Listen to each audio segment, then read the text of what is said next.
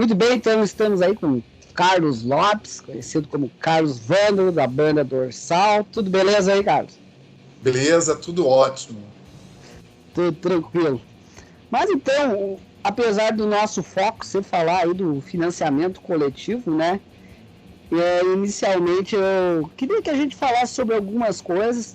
Inclusive eu andei assistindo tuas lives, sempre muito boas, sempre bem instrutivas, falando sobre vários assuntos, né?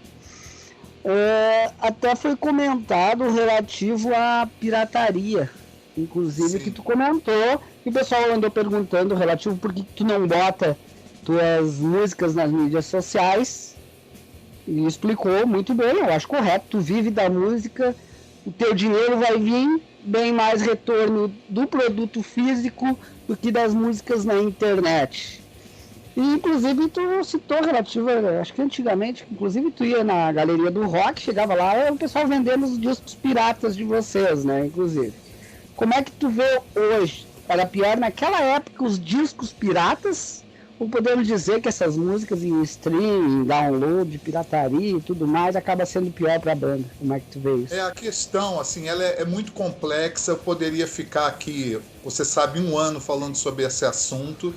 Mas o que mudou da pirataria? É o entendimento do que é pirataria. Quando eu era moleque, as pessoas que tinham grana compravam aqueles LPs piratas. Você já deve ter visto vários. Tinha até a gravadora do Porquinho, que eu não lembro mais qual era o nome. E eram uns discos engraçados porque a capa sempre era tipo um xerox sobre uma cartolina. Não é? Não tinha capa, não existia pirata com capa colorida, mas eram piratas de gravações de shows ao vivo. Aí quando foi a tecnologia aumentando, foi mudando para quando surgiu a fita cassete, começou a ter cópia de fita cassete, o VHS, cópia de VHS. E o que aconteceu? No CD ficou fácil copiar quando nasceu o gravador de CD. Contra a pirataria, você não tem jeito. A questão é que há uma lacuna enorme entre um artista como eu, que não consegue sobreviver da sua própria arte, e um artista de uma grande gravadora. Essa grande gravadora tem um investimento muito alto. Quando ele chega e perde 10%, que não chega nem a isso, com pirataria, isso praticamente é nada. Mas um artista como eu, quando perde metade do seu orçamento com pirataria, você está impedindo a banda de sobreviver. Porque tudo tem custo. Eu não tenho selo.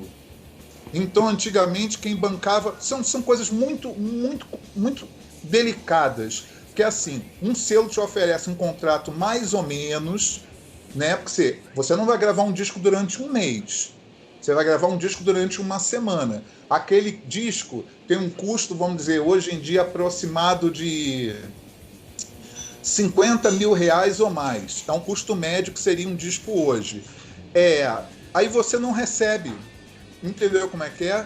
Você fica com um disco, trabalha, se dedica, mas você não recebe. Então, desde os anos 90, disco nunca teve retorno. Para mim, quando eu era contratado, eu praticamente não recebia nada, a gente sobrevivia de show, sabe? O show é que era o retorno. Então as gravadoras ajudavam, pagavam passagem para poder tocar, a gente tocava.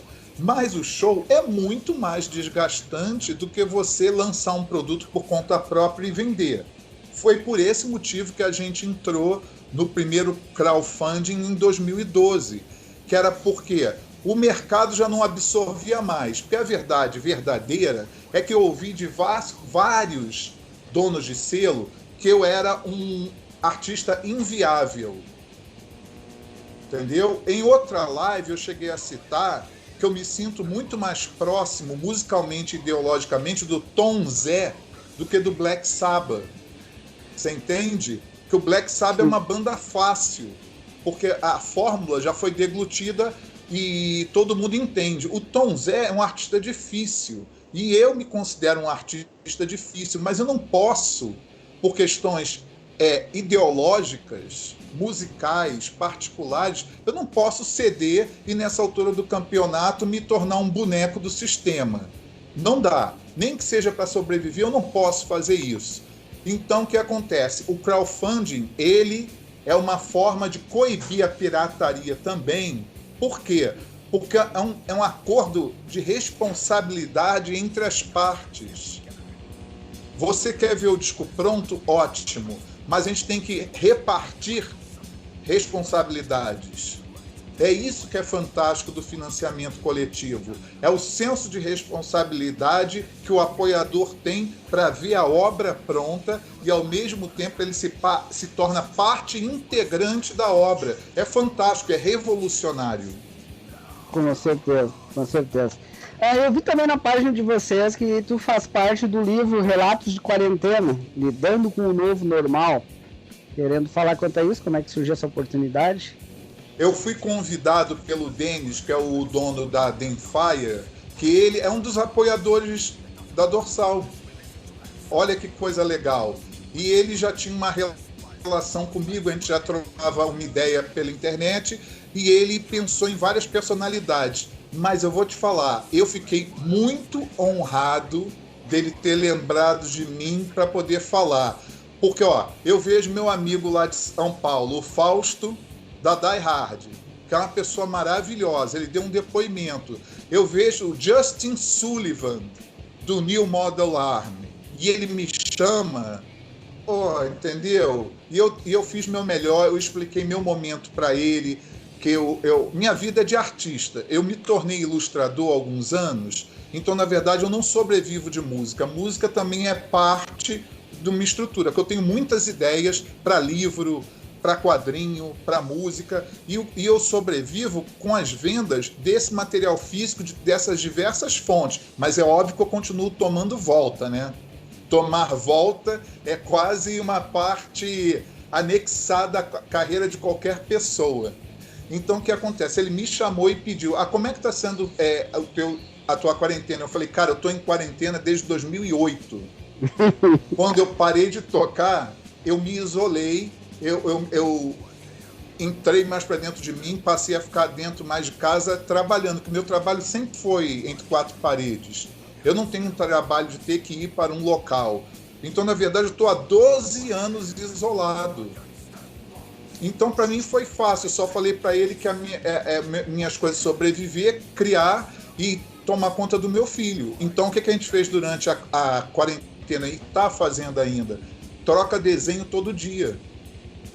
Ele faz um desenho, eu faço outro. E o moleque tá descontrolado, o moleque tá cantando pra caramba, ele ouve as coisas e consegue acertar as notas todas, eu fico horrorizado.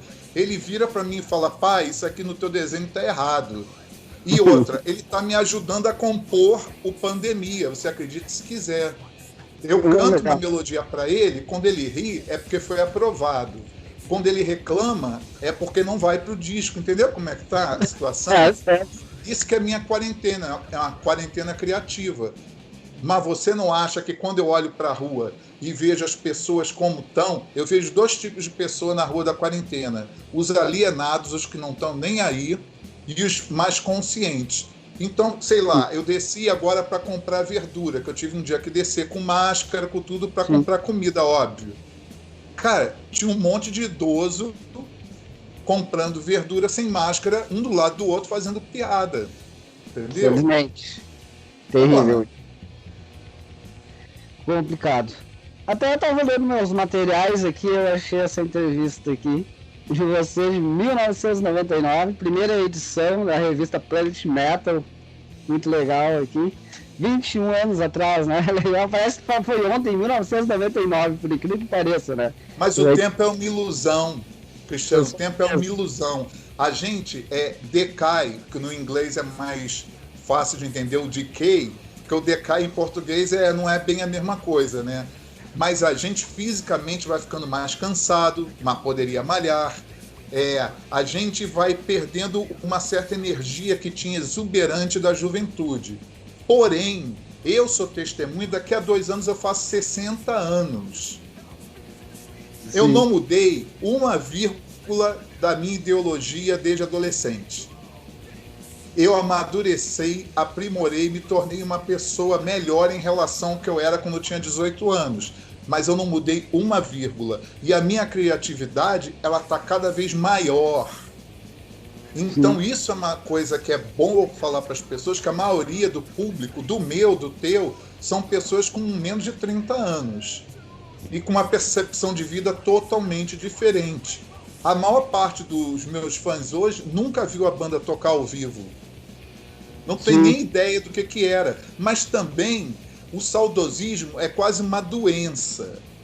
Porque se você não viveu o período histórico, não adianta você tentar viver. Porque o contexto, o ambiente social era outro. Então não tem como você reviver uma questão do passado. Você pode emular a música, emular as artes, não é? Copiar, mas você não pode reviver. Isso não existe. Mas isso é do fórum, da intimidade de cada um. Cada um sabe o que é melhor para si. Eu não posso ser dono da verdade, só posso aconselhar. Mas exemplos como eu, de pessoas que estão com quase 60 anos, criativas, ainda fazendo música, arte, literatura, quadrinho, desenhando, e que não ficaram ricos e não ganharam grana com esse negócio, eu acho que eu sou uma voz que pode ser ouvida e levada em consideração para quando você tiver uma dúvida existencial. Eu recebo, Cristiano, quase todo dia depoimentos de pessoas dizendo que estão com depressão. E por que essas pessoas me escrevem? Porque elas confiam em mim, confiam na obra que eu tenho feito desde o início. Então a minha questão, eu não sou só um artista ou só um músico. Eu prego o amor pelo ser humano e sempre foi dessa forma. Então nesse momento de pandemia, as pessoas estão sem trabalho, sem emprego, deprimidas, elas lembram do velho Carlos, entendeu? Show, Pode legal. ter alguma coisa bacana para falar nessa hora. Eu fico muito honrado, que soma tudo, desde o livro do Quarentena, que eu fico muito honrado, como os convites que eu tenho recebido, porque assim, por que você realmente acha que eu voltei a ficar na moda nesse momento? Porque o mundo está em crise. Sim, sim. Entendeu? É uma coisa muito curiosa. Quando o mundo estava bem, as pessoas com sua grana, todo mundo bem, me esquece. Mas na hora que o mundo está em crise, tem que lembrar. É um processo que, inclusive, para mim, fazendo terapia particularmente, é um processo complexo, mas eu tenho que tentar extrair algo de positivo dessa história toda. E é a mesma coisa que eu recomendo a todo mundo. Extraia algo de positivo e leve para a sua vida inteira. Sabe? De aqui em diante, até a gente desencarnar, que isso seja uma meta de vida para cada um de nós. Melhorar como ser humano. Tirar todo o ódio do coração, agressividade, mágoa, aprender a perdoar, aprender a ver o outro como um ser humano, fazer tudo isso, né? Eu tenho falado isso em todas as lives, que a minha intenção sempre foi e continua sendo e será até o último dia da minha vida acreditar na transformação individual e coletiva dos seres humanos para melhor. E os que não puderem, o darwinismo vai dar conta. Sabe? Vai acabar dando conta. Com certeza. Até fazer referente àquela entrevista que eu citei ali que você fez, uma das frases que me marcou de vocês. Ninguém no Brasil chegou tão longe com as mãos limpas e ninguém chegará, porque a corrupção já tomou conta da cena. Foi em janeiro de 2019. Acho que está pior do que naquela época hoje. Não, eu diria que as pessoas não veem mais o mal como um mal. Sabe, isso tem desde dissociação cognitiva, isso existe, a coisa de você querer defender a qualquer custo a sua fé, seja ela qual for, né? Seja uma fé ideológica, política, religiosa, pessoal. Então ninguém está mais disposto a negociar e dialogar. Por isso eu acho que o mundo piorou, porque eu vim de uma geração que a gente teve que negociar todo espaço, teve que criar o nosso espaço, mas teve que negociar para sobreviver, não é? E agora não tem mais negociação. Então, nesse contexto, você vai fazer o quê? Vai para onde? Para uma guerra civil? Entendeu? Sim. É isso, é muito delicado. Que possa acontecer nesse momento, inclusive, né? Eu não acredito. Exatamente. Pessoas que acham que possa vir a acontecer uma guerra civil. Até, como tu citou, é um problema se as pessoas não conseguem diferenciar o que é certo e o que é errado. Podemos realmente dizer que piorou relativo àquela época. Pelo menos parecia que nos anos 90 a pessoa fazia uma coisa errada, mas sabia que está fazendo. Hoje ela faz a coisa errada e tem a ideia de que aquilo é certo. Por exemplo, a morte da Marielle, se fosse há 20 anos atrás, a sociedade toda estaria unida buscando o autor do crime. Hoje, eu ouço de várias pessoas que ela tinha que morrer mesmo porque era preta e lésbica, entendeu? Não mudou? Sim, que é exemplo pior também do que 45 mil, chegando a 50 mil pessoas mortas, e eles dizem que isso é normal, que as pessoas iam morrer por outra doença, que estavam para morrer. Não tem como negociar mais, entendeu? Não tem mais, porque é uma loucura. É uma loucura. Porque o ser humano, naturalmente, ele é exposto ao mesmo tipo de coisas positivas e negativas. Então você está numa classe social, você aparentemente está mais coberto, protegido, mas você é exposto às mesmas coisas, que os seres humanos são iguais, não importa se está na Alemanha, no Brasil, a cultura muda, mas você é exposto a traição, inveja, pernada, elogio, falsidade, tudo isso é exposto. Mas como é que você lida com isso? Cada um é um universo em si mesmo. Então, com a sua experiência de vida, a sua compreensão da vida, você é capaz de, dentro do teu ambiente social e cultural, de você encontrar soluções. E uma das respostas que, para mim, dá certo, é assim: não se deixe abater por críticas externas que você considere que não te pertencem, que são injustas e que são feitas por motivos que não são lógicos, são passionais. Então você, sabendo disso e tendo isso introjetado no seu coração, você se torne imune. Imune.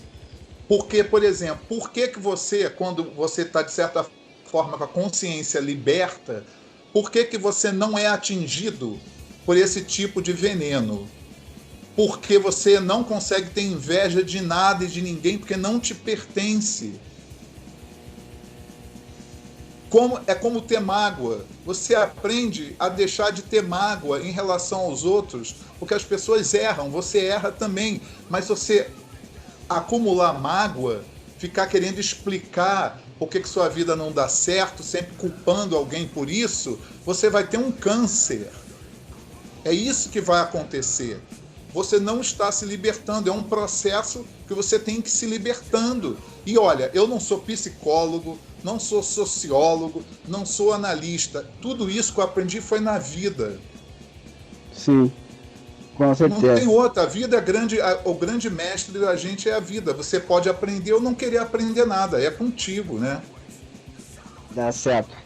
Tu falou em inveja, eu me lembrei de uma história que até eu quero que tu comente relativa. Aí chegou a falar alguma coisa na nossa outra entrevista, quando você vieram e fizeram um show junto com o Motorhead aqui em Porto Alegre. Inclusive vocês ficaram meio sem apoio. Quem acabou ajudando vocês foi o pessoal da Leviatã, correto isso? Sim, já falar um pouco relativo a isso? Porque assim, a história...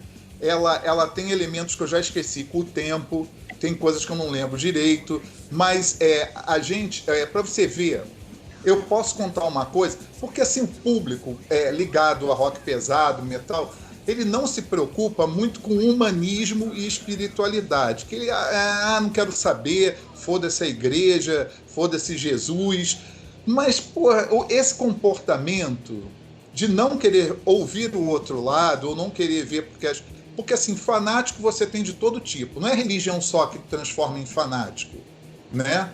Você pode ser fã de um seriado de TV e se tornar uma pessoa fanática. Fã de um time de futebol e se tornar uma pessoa fanática. Isso não faz diferença.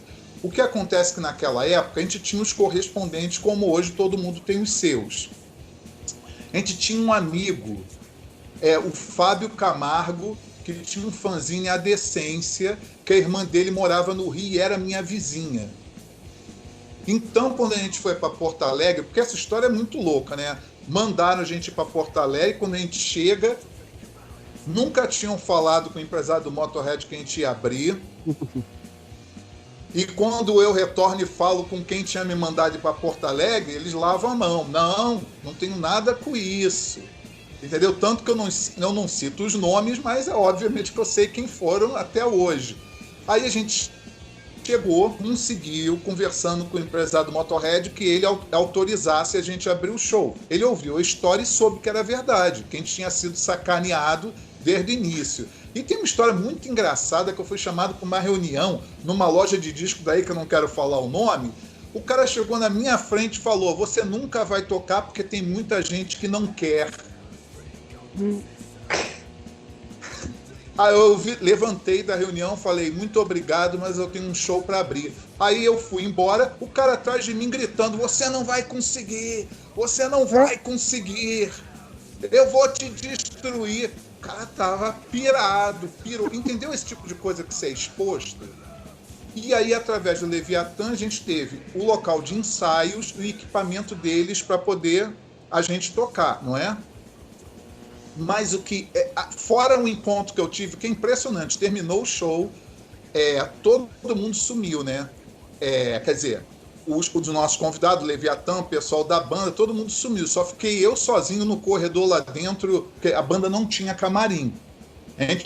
Eu fiquei sozinho, sem camisa, suado, esperando o pessoal vir com o carro para a gente poder ir embora. De repente eu estou sentado no chão, me vem um par de botas e se aproxima. Aquele par de botas, tu já sabe como é que é, de cowboy, né? Quando eu olho, eu levanto a cara e era o Leme. Aí ele me estende a mão, ele estava com um copo de cerveja numa mão e a outra mão cheia de anel. Me estende a mão e fala: eu sei reconhecer uma pessoa que trabalha duro. Parabéns pelo show. E eu levantei sem acreditar, porque 10 anos antes eu estava comprando o Bomber. Sim. Para ouvir no meu quarto.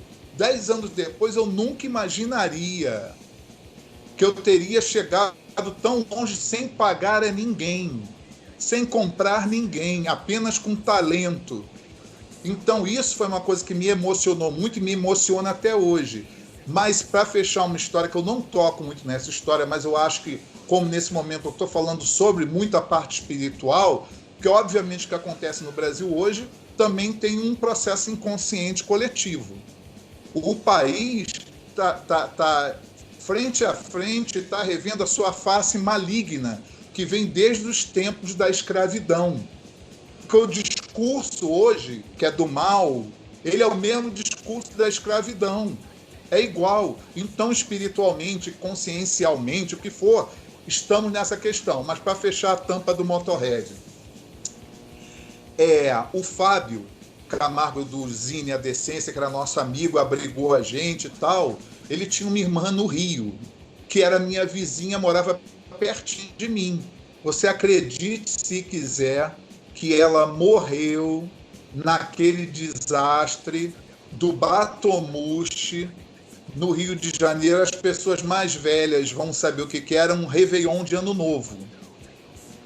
Então tinha uma empresa que era gerida por 2 espanhóis que alugava aqueles iates para ficar do lado de fora da Baía de Guanabara para ver os fogos em Copacabana. E eles venderam a mais e superlotou. E o barco virou. E a irmã do Fábio morreu. E toda hora que eu lembro do Motorhead, eu lembro da parte boa. Mas eu lembro também dessa parte, da parte ruim. Que você vê que a vida é feita de extremos, de amor, de ódio, de perdas, de ganhos. Se você entende isso e aprende a perdoar a si mesmo e ao mundo, você tem uma forma de rever esse tipo de história de uma forma mais consciente. Mas eu sempre lembro disso, que é a parte boa e a parte ruim que sempre estão juntas em tudo na nossa vida. Dá certo. Então vamos fazer uma brincadeira aqui, saber um pouco relativo os discos antes do fim, dividir e conquistar. Eu vou falar 2 músicas de cada disco que tu vai contar uma história, o que tu lembra, ou por que tu vê a letra. Né? Sim, resumiu. Eu falo a pampa. Aí se eu... por que de repente tu fez aquela letra, o que aconteceu naquele momento que tu criou aquela música, certo? Vamos começar por uma bem legal que tu lembrou que tu já falava quanto a isso há muito tempo atrás, que pessoas vêm te procurando nesse momento, a música Depressão Suicida. Tu falou dos depressivos que estão te procurando ajuda aí, né? Querendo falar quanto a ela. Você vai acreditar ou não, mas essa música está sendo muito citada pelas pessoas que estão com problemas agora. E eles me perguntam por que eu escrevi. Porque eu também fiquei com depressão. E eu explico nitidamente qual era a sensação que eu tinha entre 4 paredes. Eu me sentia preso, angustiado e não tinha rua que desse jeito, entendeu? Porque para a maioria das pessoas tu vai para a rua, enche a cara, tá tranquilo, não é? Mas para mim não bastava, porque o quarto, a sua casa, é seu templo sagrado. Por isso que as pessoas ficam tão incomodadas quando invadem a sua casa ou entram sem ser convidados. Então, quando eu tinha aquela sensação ruim, eu expliquei aquilo numa música. Só que, como eu estou te falando, eu tinha uma percepção da vida muito mais superficial. E mesmo assim eu consegui escrever sobre aquele tema, que é um tema que é totalmente... É do mesmo nível de eu ter falado 2 anos depois de velhice no Dividir e Conquistar, que era porque a minha avó estava com os primeiros sintomas de Alzheimer. Sim. E eu tentei escrever sobre o que eu vi, o que eu sentia e poetizar e transformar numa letra poética. Quer dizer, o que você faz quando você é artista? Você transforma a realidade em arte. Então você pode transformar no seu nível, quer dizer, ter uma percepção superficial, ou você pode tentar transformar em um nível que se aproxime do coração. É isso que faz a diferença. Tanto que, antes que você pergunte, não sei se ia perguntar, mas antes do fim tem outra música, Álcool. Sim. Ali, eu não estou louvando você beber álcool. E aquela tem uma história muito engraçada. Eu estava no local que a gente se reunia aqui no Rio de Janeiro, onde todos os headbangs se reuniam, que era o Baixo Gávea, que é no bairro da Gávea, no Rio de Janeiro. E eu estava bebendo cerveja, sei lá o quê, e o povo ficava me pagando cerveja direto. Bebe aí, bebe aí. Aí vinha um com cachaça, eu não queria beber. Bebe aí, eu acabava bebendo para fazer a social. Só que eu fiquei muito mal. Eu não conseguia ficar em pé. E aí o que acontece? A minha namorada na época pegou meu braço, botou no pescoço dela e a gente foi andando, eu não sei te dizer quantos quilômetros, tá? Eu não sei dizer, não lembro. Mas ela me carregou até em casa. E aí o que eu fiz? Falei, nunca mais vou beber igual um retardado, desculpa, retardado não é ofensa, né? Igual um burro. Desculpa, burro também não é ofensa, coitado do burro. Mas nunca mais bebi para ficar bêbado, entendeu? Eu dei minhas bebidinhas sociais, mas ficar bêbado, de perder... Eu não tinha força na perna. Pelo amor de Deus, isso é ridículo, entendeu? Sim. E é óbvio que eu cheguei em casa, vomitei a minha alma e das encarnações anteriores, né? Certo. E essa música tu fez antes ou posterior dessa história aí? Tudo igual. Mesmo período. Tudo na mesma época. Tá certo. Do Dividir e Conquistar, uma música, eu adoro música, muito fale referente à música, que já falou do álcool também, e Depressão Suicida, foram 2 músicas do Antes do Fim. Música Tortura do Dividir e Conquistar. A Tortura tem uma história muito curiosa. Antigamente tinha uns livros pequenos, curtos, que era, eu não sei se chamava Primeiras Leituras, eu não lembro, tá? Então havia um livro sobre tortura, escrito por um escritor, o Glauco Matoso, que ele é poeta também. Eu li aquele livro, é um resumo, eu fiquei muito impactado com aquilo e escrevi a letra em cima de uma tese do Glauco Matoso que era: tortura não passa de um ato sexual. Eu era muito moleque para entender o que era isso. Mas depois que eu fui estudando sobre tortura, a tortura da ditadura militar no Brasil, por exemplo, eu vi que eles tinham prazer. Eles inclusive, ejaculavam quando torturavam as pessoas. E saía da sessão de tortura, os policiais, ia para a casa dar beijo na filha, comemorar Natal, Ano Novo, como se não tivesse acontecido nada. O que acontece? Passaram-se anos. Eu acredito que por volta de 2005, eu conheci o Glauco Matoso pela primeira vez, pela internet.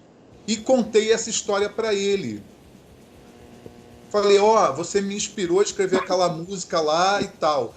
E aí o que acontece? Eu fui descobrir que o Glauco estava cego. Olha que doideira. E aí ele falava para mim: escreve pouco no e-mail, porque eu tenho aquele sistema que quando você escreve, o computador fala. Né? Tipo o Google. Uhum. Então, se você escrever muito, eu não entendo. Aí a gente se tornou amigo. Entendeu? Olha que coisa curiosa.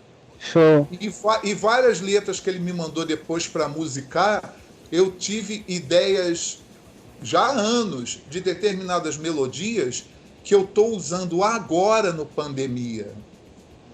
Sabe a hora e a vez de ver o cabelo crescer?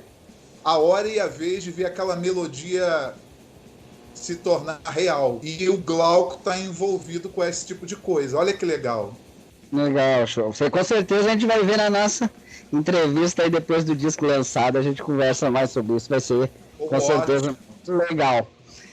Outra música, então, Dividir e Conquistar, Vitória. Uma das suas frases ali é certo da vitória. Será que já era uma premonição relativa ao dorsal atlântico? Não, eu diria para você que era a percepção que eu tinha do período. Porque esse mesmo disco, você tem Violência Real, que eu falo de um assalto no ônibus que eu estava presente. Sim. E eu vi as pessoas serem solidárias. Isso. Ou seja, eu vi solidariedade entre pessoas que não se conheciam.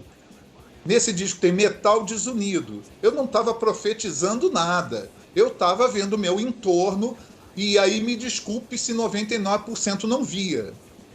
Sabe? Em terra de cego, quem tem um olho é rei.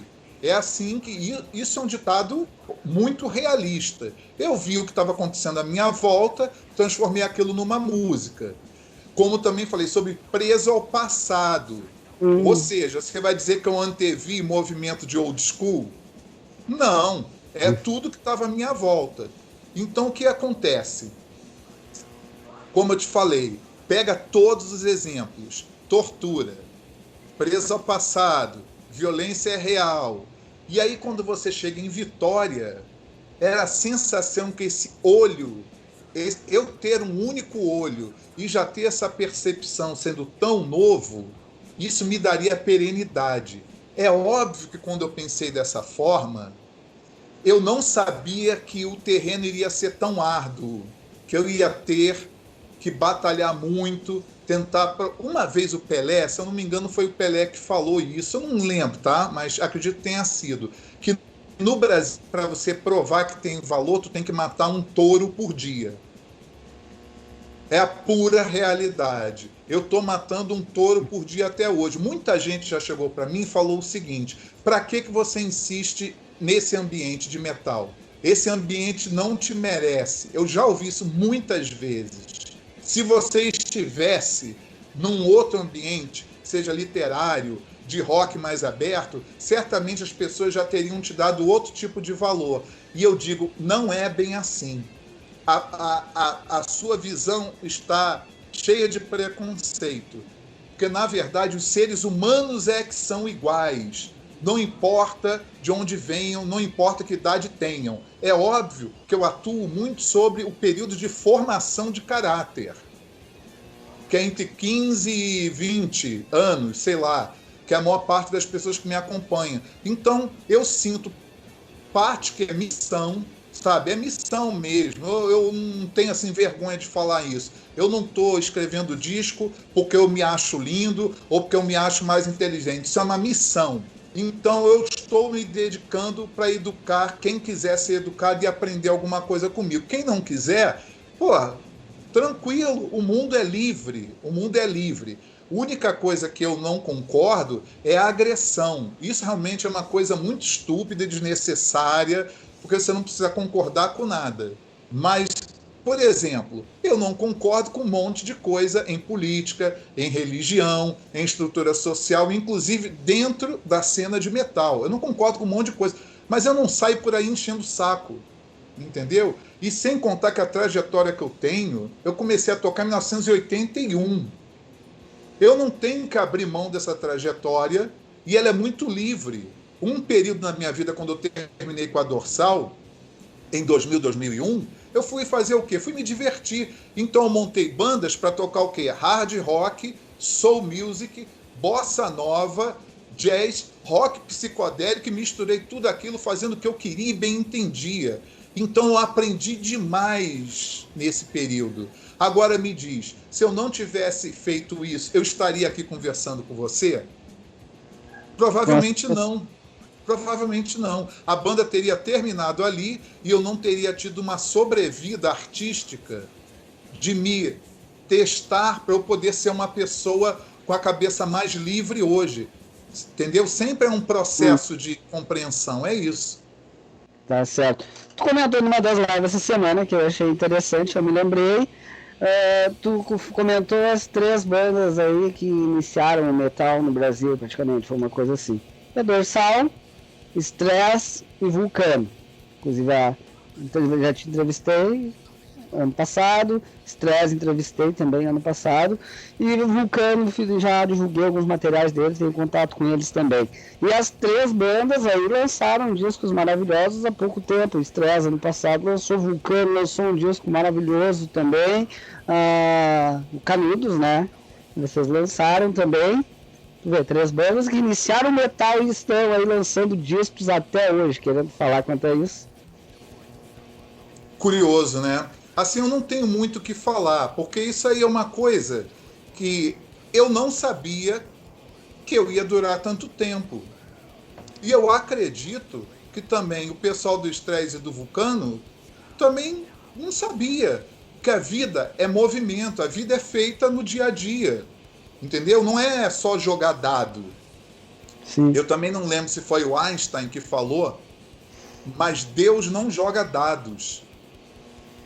Ele diz que tudo tem uma lógica, entendeu? Uma mola motriz que faz aquilo girar.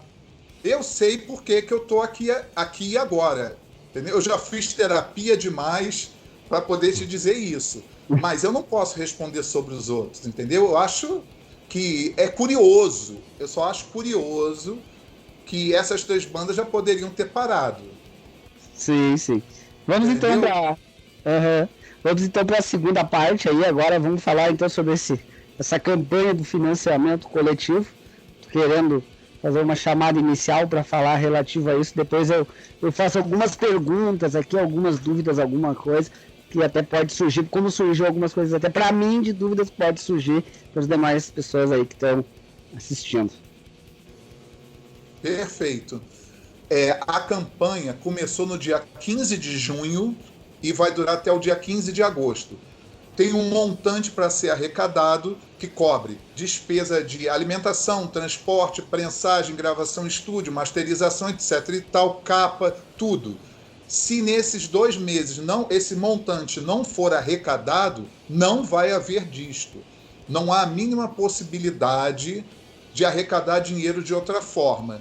E isso porque também eu não falei que esse orçamento está 15 mil reais abaixo do orçamento original.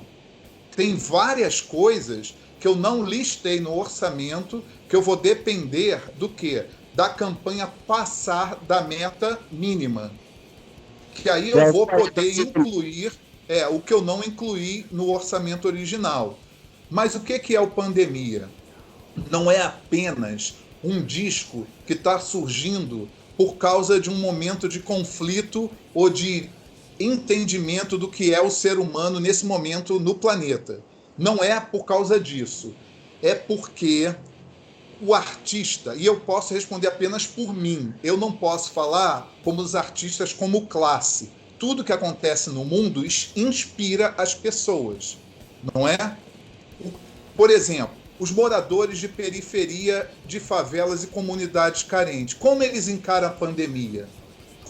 Como afeta eles se eles têm todo dia que trabalhar para sobreviver e estão todo dia expostos a serem doentes, e muitos deles, como eu vi muitas vezes que eu estudei em escola pública, eu vi o apartamento, na verdade um cubículo de um amigo meu, numa comunidade que dormiam 15 pessoas numa sala pequena.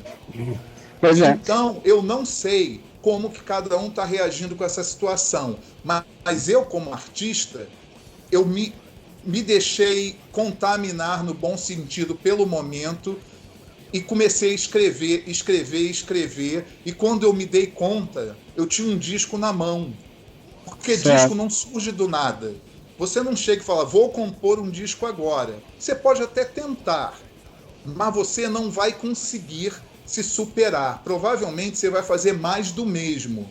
E a minha meta, desde o início na minha carreira como artista, é sempre me superar e nunca me repetir. Isso é a meta. Então, nesse momento que eu tenho um disco na mão, eu tenho um projeto de vida que posso ajudar as pessoas a repensar o momento e deixar um marco que é importante, tanto para mim quanto para todo mundo, que esse disco, nesse momento, isso não é uma vitória só minha, não. Esse disco saindo, isso é uma vitória do rock pesado brasileiro. Porque eu também estou ajudando a construir uma linguagem de rock pesado brasileira. Eu não quero imitar gringo, eu já cansei de todo tipo de comparação com gringo, eu não quero saber. A única coisa que me importa hoje é o Brasil, e é pegar a nossa cultura e conseguir transformar em uma música extrema. Isso é a minha linguagem. Então, sempre sendo o quê? Não internacional, cada vez mais voltada para o coração do nosso povo. E sendo assim, já dizia, não sei se era Bertolt Brecht, não sei quem é, quando você se volta para o seu umbigo, você alcança o mundo.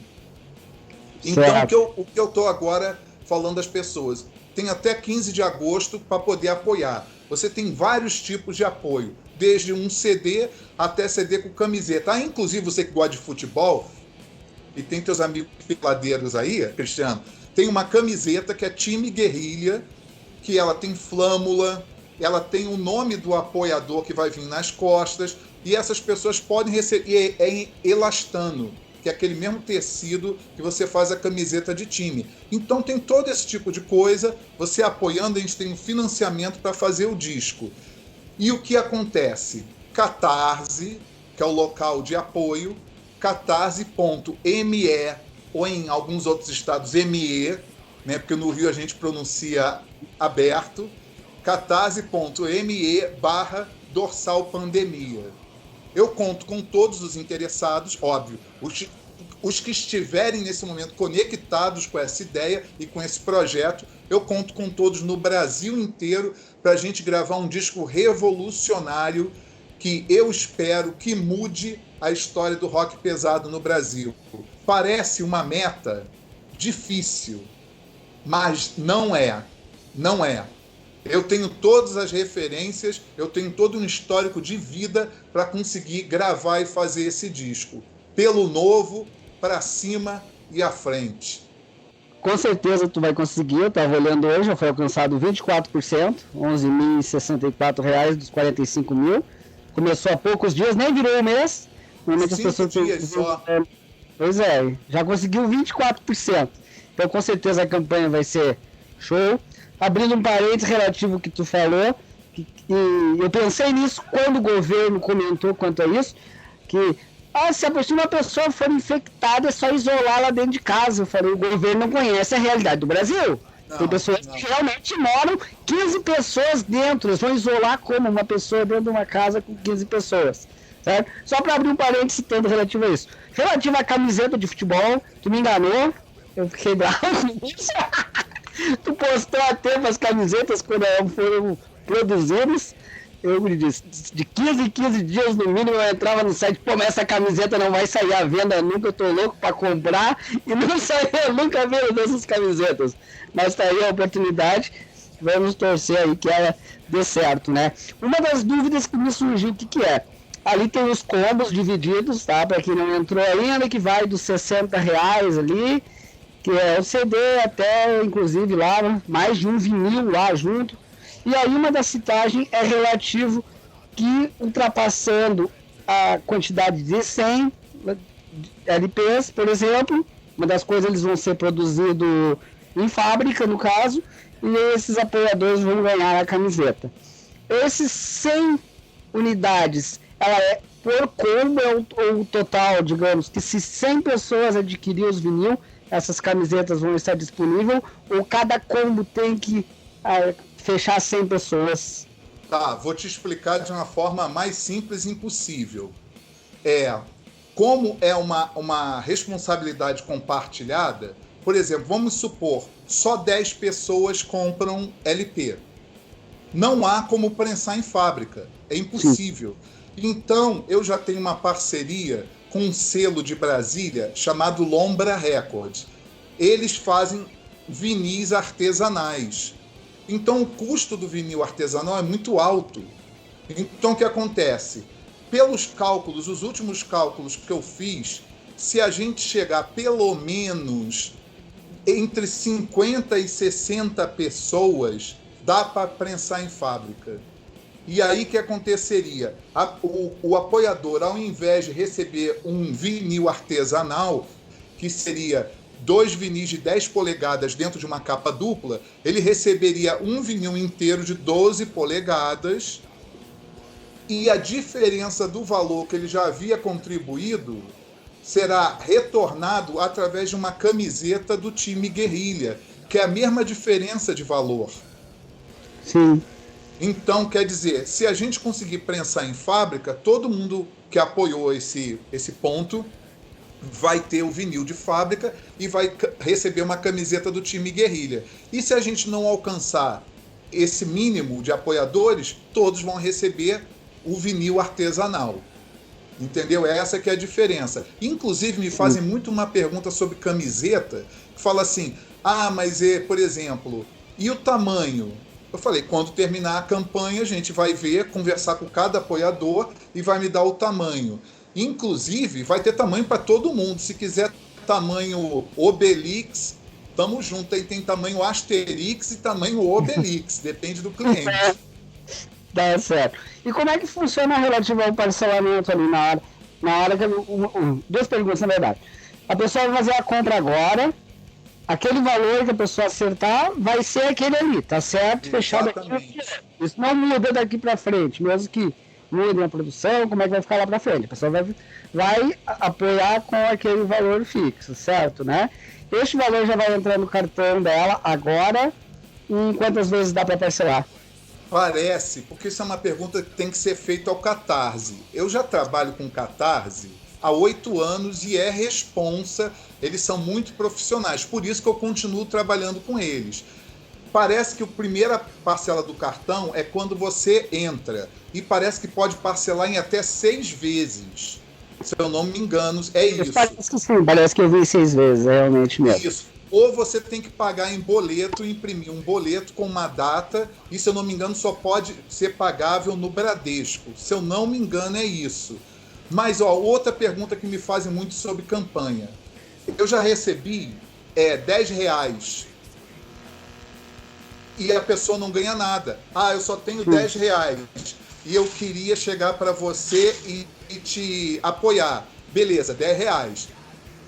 Teve gente que depositou R$5.000 e falou, eu não quero ganhar nada. Entendeu? Isso é uma coisa que não fica claro. Como é uma coisa comunitária, se a pessoa quiser botar o dinheiro e não receber nada, é um direito que lhe assiste. Por quê? Ele está apoiando para que a banda consiga gravar o disco. Então, uma campanha comunitária é um outro processo. Não é simplesmente eu dou e recebo. Se você quiser receber porque faz jus, né? Afinal contribuiu, ótimo. Se você não quiser receber nada, você não recebe nada. Isso cada cliente é que sabe o que faz. E eu nunca esqueci dessa pessoa que depositou 5 mil, porque inclusive eu não sei quem foi. Entendeu? Até hoje eu não sei, que ela nunca quis falar. Isso foi da outra campanha. Sim, exatamente. Mas Tá. aconteceu no 2012 e aconteceu também no Canudos. Mesma coisa. E provavelmente não é a pessoa. Se eu correr atrás do IP, você acaba descobrindo. Mas eu não estou afim, porque é a mesma coisa que ver capítulo antecipado de novela. Tá, certo. Inclusive, uma das informações ali que cita é que a arte da capa do disco não tem nada a ver com a arte da campanha. A capa do disco Exatamente. ainda vai ser trabalhada, ela já está praticamente pronta. Dá pra citar Nós já aqui. contactamos. Ó, eu sou desenhista, eu posso fazer a capa. Porém, eu não gostaria de fazer, porque sempre é mais trabalho para mim, eu posso te falar a verdade. Eu fico acumulando muito trabalho de todas as formas. Então a gente decidiu que queria um artista para fazer a capa. Até o momento, nós escolhemos 4 artistas. Nós já temos o orçamento de cada um, quanto eles querem receber para trabalhar. Só que eu só vou eu já falei com todos eles que eu confio plenamente neles. Eu sei que eles vão me entregar um trabalho no estilo deles, mas que tem a ver com o projeto. E aí o que acontece? Só quando a campanha for vitoriosa, eu vou voltar a entrar em contato com eles. Ou seja, como a campanha termina dia 15 de agosto, se a gente bater a meta antes, eu já vou falar com cada um deles. E eu vou te falar, é muito difícil tomar essa decisão. Sim, legal. Mas Entendeu? com certeza vai ser maravilhoso. Eu gostaria, na verdade, de prensar 4 discos diferentes com 4 capas diferentes, tipo disco solo do Kiss. Sim, um de cada. Um com cada. Eu ia ficar muito feliz, mas eu não consigo fazer porque o custo, sabe? A gente tem que pegar o orçamento e enxugar para o disco funcionar. O estúdio que a gente vai gravar, o dono do estúdio quer que eu grave com ele de qualquer jeito e ele tem condições técnicas. Mas o que ele fez? Ele cortou o orçamento dele pela metade para eu poder gravar. Entendeu? Tem técnicos de gravação que vão trabalhar no disco que não querem receber. Entendeu que coisa maravilhosa? Tem músicos que vão participar que não querem receber. Sim. E aí sim eu vou conseguir fazer o melhor possível, porque quanto mais grana sobrar, tem muita gente que pergunta, se sobrar grana, vai dar para usar em outra coisa, tipo relançar o Dividir e Conquistar, relançar a biografia Guerrilha?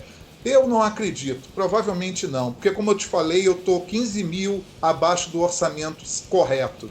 E eu já estou trabalhando com esse orçamento de estúdio pela metade, né? Sim. Ou seja, é quase uma aventura.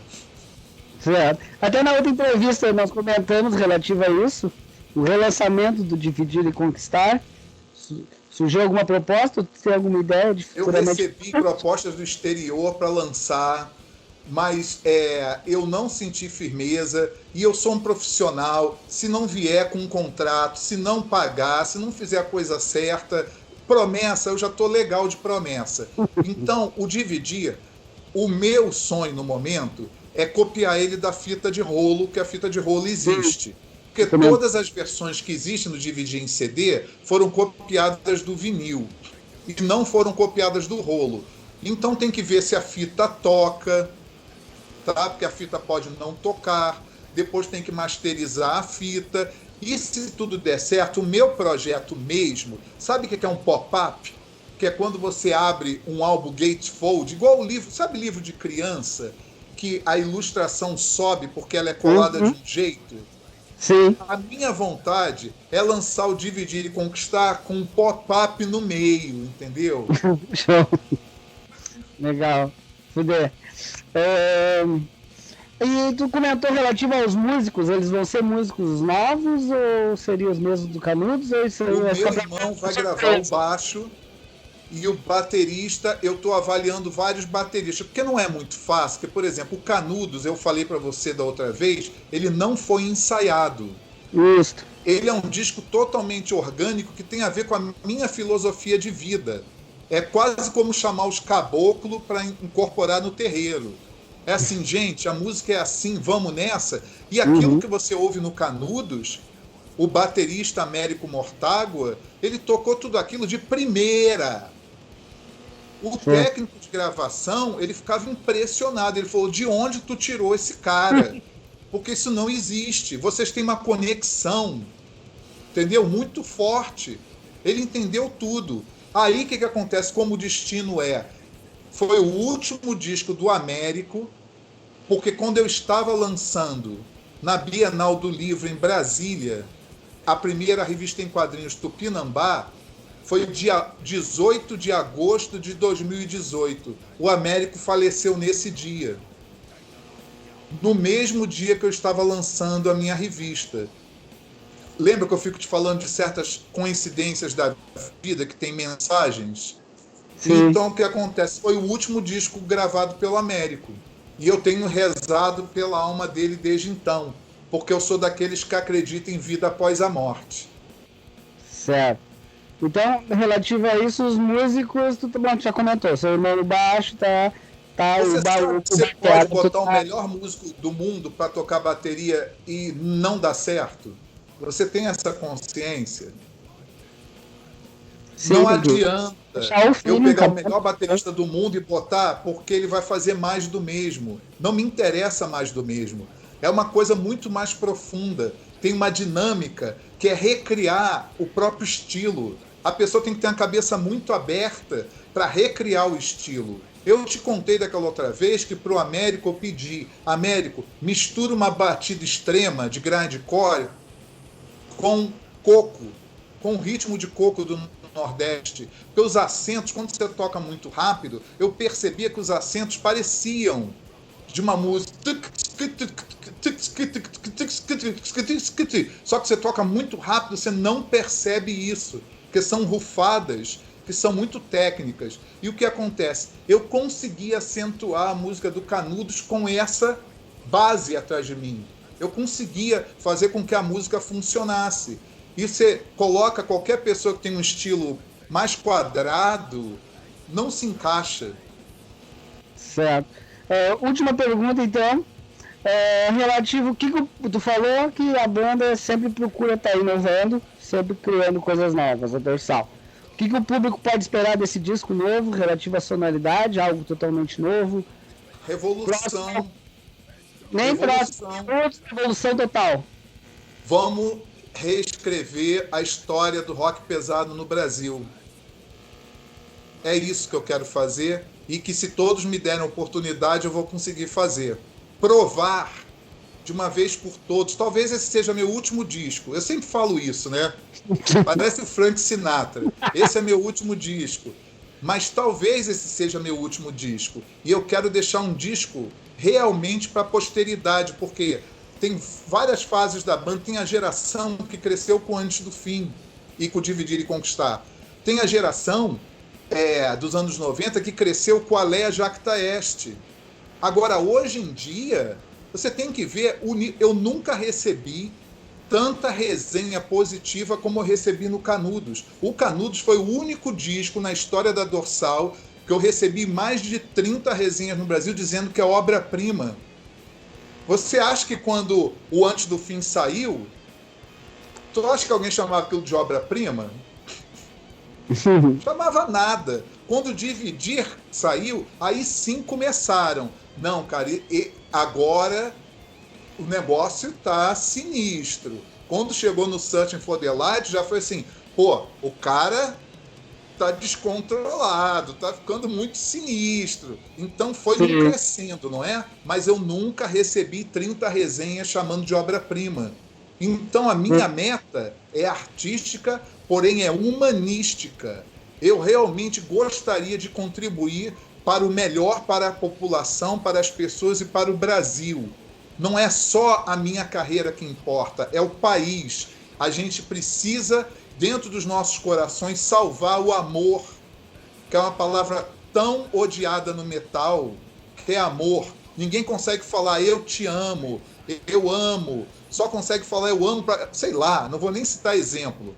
Mas a gente pode transformar esse país num país novo. E só depende de nós, não depende de ninguém, nem de Deus, nem de ditadores, entendeu? Tá certo, show. Uma pergunta que eu me lembrei, o Ultimatum tá incluído no combo ali, junto com o vinil do Pandemia. Sim. Ou se os vinil do Ultimatum, tu tem estoque gravado no caso, ou vai ter que... Eu consegui negociar com o distribuidor um valor de custo que eles não aceitariam negociar antes se não fosse na campanha. É por isso que a campanha é importante. Eu consegui baixar o valor da história em quadrinho da Dorsal, baixar o valor do CD Canudos, baixar o valor do LP Antes do Fim e baixar o valor do LP Ultimatum. Eu estou fazendo de uma forma para que as pessoas que nunca tiveram acesso à obra da banda, porque não tem como comprar todo esse material, que possam agora comprar a preço de custo. Legal. É isso. Show. Muito bem, então fechamos até 1 hora. Parece até uma... Você está vendo que já está até num efeito aqui, né? Tá um breu aí, tem uma areola aí atrás. Ó, já está no efeito, está no efeito. Então, show, legal. Agradeço, então, por essa live aí. Quase uma live, na verdade, uma gravação no Skype, mas vai pro YouTube aí pra galera curtir essa bela entrevista aí, tirar as dúvidas do pessoal aí. Acredito que a maioria foram sanadas. E fica à vontade para fazer teu agradecimento. Muito obrigado a todos. No momento, o que é mais importante é o apoio à campanha, o apoio à sobrevivência artística da banda e o apoio à revolução e à inovação na música desse país. catarse.me/Dorsal Pandemia. Conto com vocês de coração. Muito obrigado. Beleza, ele vai ficar anotado aí no final, nos comentários do YouTube aí. E com certeza aí mês que vem eu vou estar ajudando nessa bela campanha aí, vou levando um belo material que vai valer a pena com certeza e ele vai ser um sucesso, pode ter certeza. Tomara, porque tá muito bonito, eu já tô ficando empolgado com as melodias, com o rumo que a música tá tomando. É um disco muito bonito, é um disco muito, muito, muito brasileiro, porque eu entendo a cabeça do headbanger. Quando você fala em Brasil, um monte de gente odeia, né? Que acha que eu vou meter um monte de batuque, né? Tem aquele trauma. Ah, vai meter batuque, vai fazer música para índio. Não, meu amigo, não. Ouça o Canudos. Eu lembro muito, quando eu fui gravar Araçá Azul de Lear, eu não trabalho muitas vozes em casa. Eu sei fazer as vocalizações, mas é meio incorporação. Eu vou pro estúdio, faço uma guia de voz e vou colocando as vozes por cima. Aí você vai criando uma cama, que era um som que eu queria, que eu não teria com os instrumentos. Ao terminei de gravar, quando eu saí, o técnico de gravação falou: cara, eu vou te dar um apelido, Fred Mercury do Agreste. Eu vi que tu trabalhou vários tons de voz ali e tal, né? Exatamente. Tá certo. Obrigado, hein? Obrigado, Cristiano, por mais essa oportunidade, ó. Tranquilo. Abração a todos aí, então. Valeu. Muito obrigado.